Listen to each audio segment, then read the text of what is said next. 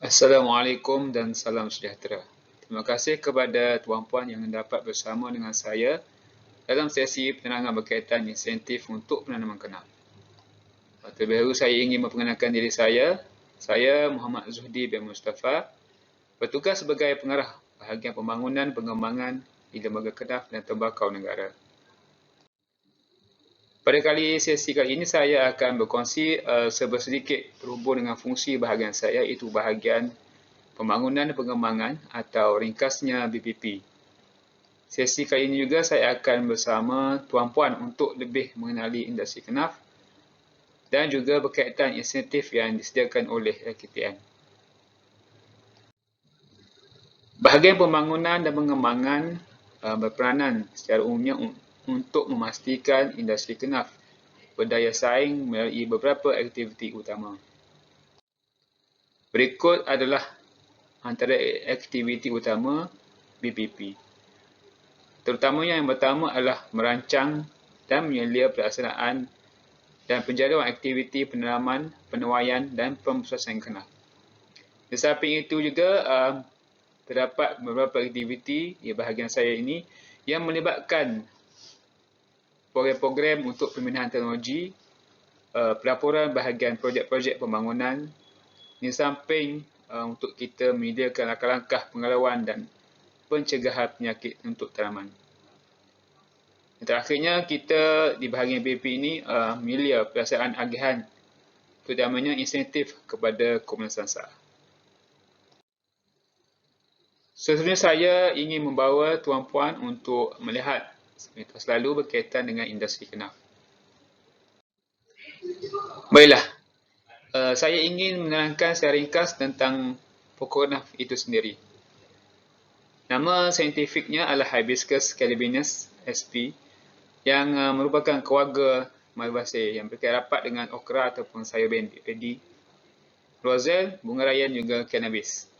Tanaman kenaf ini berasal daripada benua Afrika dan merupakan tanaman jangka pendek, hanya 4 bulan sahaja kita perlu untuk penanamannya, dan dia telah sesuai dengan iklim dan juga agroekologi Malaysia. Kenaf mula diperkenalkan di Malaysia sebagai tanaman alternatif kepada tembakau. Jika Tuan Puan melihat kepada gambar di sebelah kiri, inilah pokok kenaf. Dan hasil daripada pokok ini akan mengeluarkan fiber dan juga teras atau core sebagai bahan mentah kepada industri. Tanaman kenaf secara umumnya mempunyai jangka hayat yang singkat, iaitu antara 45 hari hingga 150 hari. Dan dari paparan ini kita dapat lihat kenaf sebenarnya dapat ditanam sepanjang tahun. Walaupun begitu, ianya juga tertakluk kepada kesesuaian tanah dan juga keadaan cuaca. Dalam tempoh masa 45 hari, kenaf sesuai untuk dijadikan bahan dalam pengeluaran makanan untuk ternakan. Dan seterusnya dalam tempoh 100 hingga 120 hari, keadaan pokok dah matang untuk penuaian bagi penghasilan fiber dan juga core. Bagi pengeluaran benih pula, pengusaha akan mengambil masa selama 150 hari untuk penuaian hasil benih tersebut. Di sini juga saya cuba ringkaskan berkaitan dengan struktur pembangunan industri kenaf. Komponen utama adalah komunitas asal yang terdiri daripada pengebur kecil, pengusaha, korporasi dan juga syarikat. Sistem penanaman kenaf pada masa kini terbahagi kepada 4 kaedah, iaitu penanaman untuk pengeluaran fiber, pengeluaran benih, penanaman secara output base ataupun komersial dan juga pembangunan ladang kluster. Manakala LKTN akan menyediakan bantuan kepada pengusaha secara pemberian insentif. Di samping itu juga, LKTN giat dalam menyediakan platform untuk jalinan kerjasama dalam pembangunan industri kenaf. Seterusnya kita lihat kepada peringkat pembangunan kenaf untuk Tuan Puan lebih jelas dengan aktiviti dan peranan LKTN. Secara ringkasnya, inilah flow atau rantaian pengembangan kenaf bermula dari peringkat penanaman sehinggalah pengembangan produk. Sebagaimana yang saya maklumkan tadi, terdapat 2 kaedah penanaman kenaf, iaitu untuk pengeluaran fiber dan juga untuk pengeluaran benih. Manakala di peringkat pemprosesan, beberapa kaedah sudah dilaksanakan oleh KTN. Antaranya adalah pemprosesan pengeluaran fiber secara biorating, pengeluaran fiber secara mechanical rating, pemprosesan ribbon dan juga core, dan juga pemprosesan baja kompos. Dan di peringkat pembangunan dan pengeluaran produk, KTN kini sedang memberi tumpuan ke dalam sektor-sektor berikut, iaitu IBS, biodegradable utensil dan juga PAPA, particle board, produk non-woven ataupun insulator, dan pelbagai produk yang kita dalam peringkat kajian. Jadi saya membawa tuan-puan seterusnya ke sesi terakhir, iaitu berhubung dengan penyediaan insentif kepada kumpulan SASA. Bagi tanaman untuk pengembangan fiber, KTN telah menyediakan insentif sebanyak 2,385 hektar.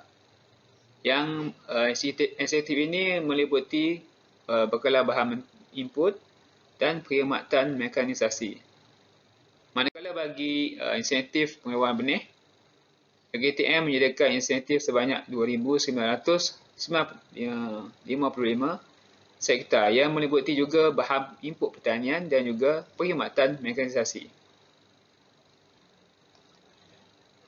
Komponen insentif ini hampir sama dengan insentif pengeluaran fiber, cuma ada tambahan insentif penuaian, di mana hanya KTN sahaja yang mempunyai jentera penuaian benih buat masa ini.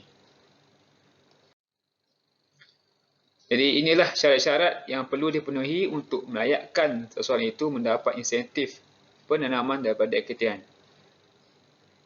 Yang utama adalah ciri tanah yang diperlukan untuk kita menanam kedah ni. Pembukaan rata dan tidak memerlukan pembesaran hutan, boleh diusahakan dengan tanam legaran ataupun selingan. Dan juga mempunyai kemudahan asas, jalan ladang, sistem cairan dan juga pengairan. Syarat nombor 1, 2, 3, 4 dan 5 ni tuan-tuan boleh refer balik kepada laman sesawan KTN juga. Kita sediakan maklumat berkaitan dengan syarat-syarat untuk pemberian insentif untuk penanaman. Di sini saya kongsikan dengan lebih jelas berkaitan dengan bentuk insentif yang disediakan oleh KTN. Bermula dari perkhidmatan mekanisasi dan juga bekalan bahan input pertanian. Inilah insentif yang kita sedia kepada kumpulan SASA, terutamanya pekebun kecil.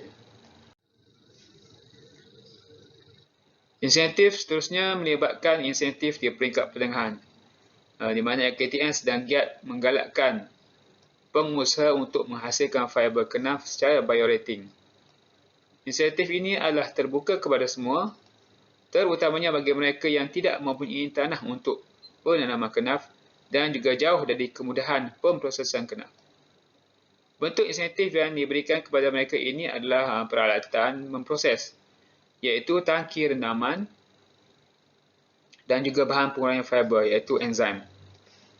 Di samping itu juga KTN membantu pengusaha ini melalui perkhidmatan dan juga nasihat. Di samping juga kursus-kursus yang berkaitan untuk meningkatkan kemahiran mereka. Akhir sekali, KTN juga telah mendapat kelulusan program berladang kluster dalam Rancangan Malaysia ke-12. Asasnya adalah untuk memastikan kenaf mempunyai land bank atau kawasan penanaman kenaf secara kekal dalam tempoh sekurang-kurangnya untuk tempoh 5 tahun. Ini juga merupakan hasrat KTN untuk membangunkan ladang kenaf secara skala besar pada masa hadapan. Oleh itu, untuk tahun pertama, bagi mereka yang memohon untuk melaksanakan ladang kluster ini, KTN menyediakan insentif pembangunan tanah dan juga bayaran pajakan sewaan sebanyak 3,700 setiap hektar. Jadi, syarat-syarat untuk melayakkan pengusaha memperoleh insentif ini adalah status tanah yang ingin dibangunkan merupakan tanah yang sah pemilikannya atau yang telah mendapat kebenaran pemilik asal untuk digunakan oleh individu atau syarikat yang memohon.